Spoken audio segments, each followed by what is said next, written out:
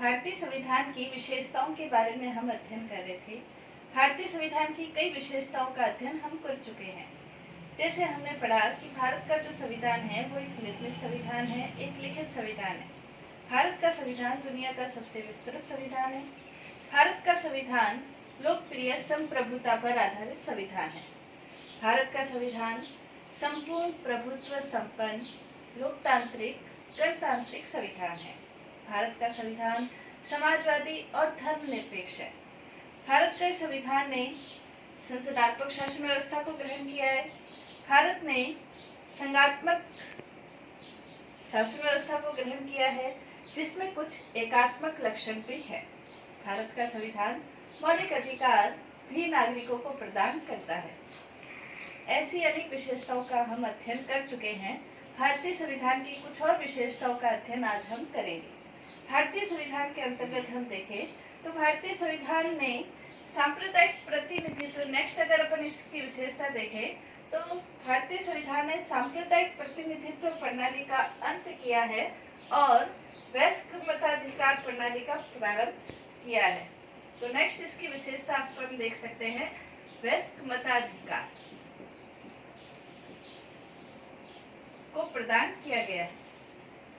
भारत जब ब्रिटिश शासन का गुलाम था तो उसमें 1909 के अधिनियम के द्वारा, 1919 के शासन अधिनियम के द्वारा, 1935 के भारत शासन अधिनियम के द्वारा सांप्रदायिक प्रतिनिधित्व प्रणाली को अपनाया गया था। भारत स्वतंत्र हुआ तब भारत के समक्ष ये समस्या थी कि सांप्रदायिक प्रतिनिधित्व प्रणाली से भारत को छुटकारा मिले। इसलिए भारतीय संविधान निर्माताओं ने सांप्रदायिक प्रतिनिधित्व प्रणाली का पूर्ण रूप से अंत किया और सभी लोगों को वयस्क मताधिकार प्रदान किए। वयस्क मताधिकार का मतलब है एक निश्चित आयु प्राप्त प्रत्येक व्यक्ति को बिना किसी भेदभाव के मताधिकार प्रदान किया गया। और जब भारत स्वतंत्र हुआ उस समय 21 वर्ष की आयु प्राप्त प्रत्येक व्यक्ति को मताधिकार प्रदान किया गया। प्रत्येक व्यक्ति को, न तो उसमें किसी संपत्ति के आधार पर कोई भेदभाव किया गया, न कोई धर्म के आधार पर भेदभाव किया गया, न कोई भाषा के आधार पर भेदभाव किया गया, न क्षेत्रों के आधार पर भेदभाव किया गया। सभी लोगों को मताधिकार प्रदान किया गया। पहले 21 वर्ष था। संविधान 61 संविधान संशोधन हुआ था, जिसके अंतर्गत भारतीय संविधान निर्माताओं ने 61 संविधान संशोधन के अंतर्गत अब जो मताधिकार की आयु है वो 21 वर्ष से घटाकर 18 वर्ष कर दी है। यानी कि वर्तमान समय प्रत्येक व्यक्ति जिसने 18 वर्ष की आयु प्राप्त कर ली है वो मताधिकार प्रदान कर सकता है, अपना मत दे सकता है। प्रोफेसर श्रीनिवासन ने इसके लिए कहा था कि सांप्रदायिक चुनाव पद्धति की समाप्ति और वयस्क मताधिकार का प्रारंभ नए संविधान की एक क्रांतिकारी विशेषता है। सभी लोगों को बिना किसी भेदभाव के मताधिकार प्रदान करना हमारे नए संविधान की सबसे महत्वपूर्ण विशेषता है, ये प्रोफेसर श्रीनिवासन ने कहा है। तो हम कह सकते हैं कि भारत का जो संविधान है वो सभी लोगों को बिना किसी भेदभाव के वयस्क मताधिकार प्रदान करता है। भारतीय संविधान की यदि अपन नेक्स्ट विशेषता देखें तो इसकी नेक्स्ट विशेषता है अल्पसंख्यक एवं पिछड़े वर्गों के कल्याण की विशेष व्यवस्थाएं संविधान के अंतर्गत की गई है। भारत ने लोकतंत्रात्मक शासन व्यवस्था को ग्रहण किया, प्रजातंत्र को अपनाया। प्रजातंत्र शासन व्यवस्था की एक महत्वपूर्ण हानि अपन कह सकते हैं कि इसे बहुमत का शासन कहा जाता है। भारतीय संविधान निर्माता इस बुराई से या इस हानि से परिचित थे, इसलिए वो ये चाहते थे कि भारत का जो संविधान है वो बहुमत का शासन बनकर नहीं रह जाए। इसलिए भारतीय संविधान के अंतर्गत अल्पसंख्यकों को भी उनके अधिकार प्रदान विशेष रूप से किए गए हैं। जैसे अपन देखें तो भारतीय संविधान के अंतर्गत अनुच्छेद 29 और 30 के अंतर्गत अल्पसंख्यकों को अपनी भाषा, अपनी लिपि, अपनी संस्कृति, अपने धर्म को सुरक्षित रखने का अधिकार प्रदान किया गया है। इसके अलावा भारतीय संविधान के अंतर्गत अल्पसंख्यकों को और पिछड़े वर्गों के कल्याण की विशेष व्यवस्थाएं आरक्षण के माध्यम से भी प्रदान की गई हैं। जैसे भारत के संविधान के अंतर्गत जो संविधान बना था, प्रारूप प्रारूप समिति के अध्यक्ष डॉक्टर भीमराव अंबेडकर थे, उन्होंने अनुसूचित जाति और अनुसूचित जनजाति के लिए अनुच्छेद 330 और अनुच्छेद 332 के अंतर्गत राज्य विधानसभाओं और लोकसभा में, राज्य विधानसभा और केंद्रीय संसद में अनुसूचित जाति और अनुसूचित जनजाति से संबंधित आरक्षण की व्यवस्था की गई है। इसी प्रकार अनुच्छेद 335 के अंतर्गत सेवाओं में दावों से संबंधित उनके लिए विशेष व्यवस्था की गई है। सेवाओं में दावों का मतलब यह है कि अनुच्छेद 335 के अंतर्गत नौकरियों में आरक्षण की व्यवस्था अनुसूचित जाति और जनजाति के लोगों के लिए प्रदान की गई है। जो विधानसभा और संसद के अंतर्गत उनके आरक्षण की व्यवस्था है, वो प्रारंभ में 1960 तक के लिए की गई थी और प्रत्येक 10 वर्ष के बाद इनको बढ़ा दिया जाता है, लेकिन सेवाओं में आरक्षण के लिए कोई समय सीमा निर्धारित नहीं की गई है। इसी प्रकार अन्य पिछड़ी जाति के लिए, ओबीसी वर्ग के लिए भी 1989 से ये व्यवस्था थी कि इनके लिए भी कुछ विशेष व्यवस्थाएं या आरक्षण की व्यवस्था की जाए। ओबीसी के लिए आरक्षण की व्यवस्था प्रदान करने के लिए 8 सितंबर 1993 को ओबीसी वर्ग के लिए भी 27% आरक्षण सेवाओं में, नौकरियों में प्रदान किया गया, जिसका अपन देख सकते हैं 8 सितंबर 1993 को 1993 को ये प्रदान किया गया था।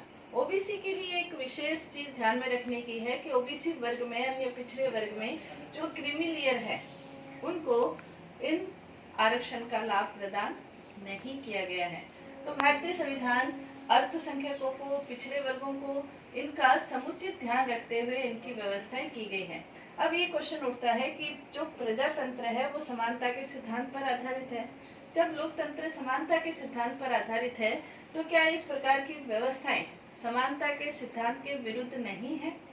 तो इसका संविधान निर्माताओं ने उत्तर दिया कि इस प्रकार की व्यवस्थाओं के माध्यम से ही समानता के सिद्धांत को वास्तविक रूप में ग्रहण किया गया है।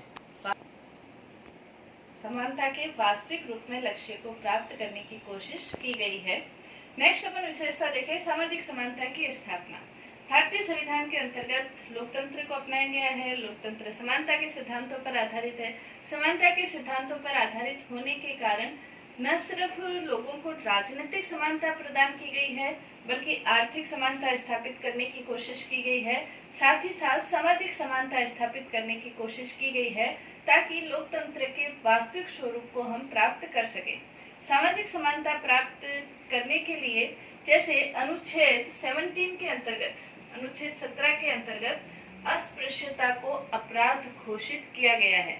जैसे भारत के अंतर्गत वर्ण व्यवस्था के अंतर्गत कुछ ऐसी स्थितियां थी जिसमें जो दलित वर्ग है उसके साथ छुआछूत का व्यवहार किया जाता था। भारतीय संविधान ने अस्पृश्यता को अपराध घोषित कर दिया है, यानी कि अब इस तरह का व्यवहार उनके साथ अगर कोई व्यक्ति करता है तो अपराध की श्रेणी में आता है। अनुच्छेद 17 के अंतर्गत अस्पृश्यता को अपराध घोषित करने के बाद भी अनेक बार ऐसी घटनाएं देखने को मिलती है, गाँव के अंतर्गत लोगों के द्वारा ऐसी घटनाएं देखने को मिलती है जो कि दलित वर्ग के लोगों के साथ असमानता का व्यवहार करते थे। इसलिए 1989 के अंतर्गत एक अधिनियम पारित किया गया, अनुसूचित जाति अनुसूचित जनजाति अधिनियम।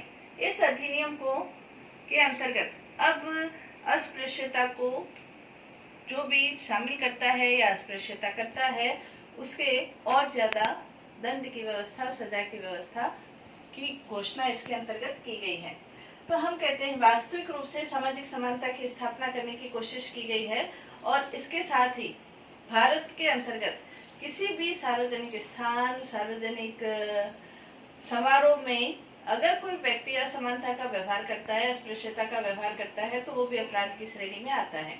तो सामाजिक समानता स्थापित करने की कोशिश की गई है। नेक्स्ट इसकी अपन विशेषता देखें तो भारतीय संविधान की नेक्स्ट विशेषता है कल्याणकारी राज्य की स्थापना। कल्याणकारी राज्य की स्थापना। लोकतंत्र को तो अपनाया ही गया है, लेकिन भारतीय संविधान एक कल्याणकारी राज्य को भी अपना एक आदर्श मानता है। कल्याणकारी राज्य का मतलब ये है कि भारत ये सोचता है कि भारत के अंतर्गत निवास करने वाले सभी लोग, चाहे वो किसी भी जाति के हो, किसी भी धर्म के हो, भाषा के हो, क्षेत्र के हो, कहीं के भी हो, सभी लोगों के लिए रोटी की व्यवस्था, आवास की व्यवस्था, कपड़े की व्यवस्था, इसके साथ ही साथ शिक्षा और स्वास्थ्य की व्यवस्थाओं को भी प्रदान करने की कोशिश की गई है। कल्याणकारी राज्य की स्थापना करने की कोशिश की गई है, जिसके अंतर्गत सभी लोगों के कल्याण की व्यवस्था करना राज्य ने अपनी जिम्मेवारी मानी है। ये व्यवस्थाएं हम देख सकते हैं कि राज्य के जो नीति निर्देशक सिद्धांत है उसमें स्पष्ट रूप से ये घोषित किया गया है कि राज्य के द्वारा प्रत्येक व्यक्ति के कल्याण के लिए व्यवस्थाएं करने की जिम्मेवारी, और इसी के अंतर्गत हम देखते हैं मुख्यमंत्री योजनाएं, आवास योजनाएं, प्रधानमंत्री आवास योजनाएं, उज्ज्वला योजनाएं, ये सारी योजनाएं जो है वो कल्याणकारी योजनाओं के अंतर्गत ही आती है, जिसमें प्रत्येक व्यक्ति को किसी भी प्रकार की मूलभूत जो आवश्यकताएं उसकी है, रोटी, कपड़ा और मकान, शिक्षा और स्वास्थ्य, ये जो मूल आवश्यकताएं हैं उसमें किसी भी प्रकार की कोई कमी नहीं है। चाहे वो व्यक्ति गरीब भी है तो भी सरकार के द्वारा उसे सहायता प्रदान की जाती है, ताकि व्यक्ति को इन मूलभूत आवश्यकताओं में किसी भी प्रकार की कमी उसे महसूस नहीं हो और वो सरल तरीके से अपना जीवन यापन कर सके। तो कल्याणकारी राज्य की व्यवस्था की गई है। नेक्स्ट यदि अपन विशेषता देखें तो स्थानीय स्वशासन, भारतीय संविधान की नेक्स्ट विशेषता स्थानीय स्वशासन। नेक्स्ट विशेषता है स्थानीय स्वशासन। भारतीय संविधान केंद्र का अपना अलग संविधान है, राज्यों का अपना एक अलग संविधान है। भारतीय संविधान के अंतर्गत स्थानीय स्तर पर भी स्थानीय स्वशासन की व्यवस्थाएं करने की कोशिश की गई है। गांधी जी का भी ये लक्ष्य था कि प्रत्येक गांव अपनी पंचायत के माध्यम से, ग्राम पंचायतों के माध्यम से अपना शासन कार्य कर सके। पंच परमेश्वर की धारणा भारतीय जीवन पद्धति, भारतीय संस्कृति का एक अंग रही है। तो भारतीय संविधान में पहले नीति निर्देशक सिद्धांतों में स्थानीय स्वशासन के संबंध में व्यवस्थाएं थी। इसको संवैधानिक प्रावधान के रूप में 73वां और 74वां संविधान संशोधन हुआ था। 73वां संविधान संशोधन हुआ था, जिसके माध्यम से पंचायतों के लिए संवैधानिक प्रावधान प्रदान किए गए। 74वां संविधान संशोधन, जिसके माध्यम से नगर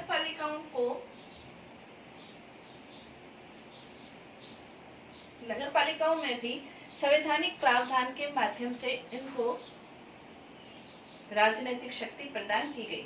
यानी कि भारतीय संविधान के अंतर्गत ये सोचा गया कि स्थानीय स्तर की समस्याओं का समाधान स्थानीय स्तर के लोगों के द्वारा ही हल किया जा सके, और इसीलिए स्थानीय स्वशासन की व्यवस्थाएं की गई है।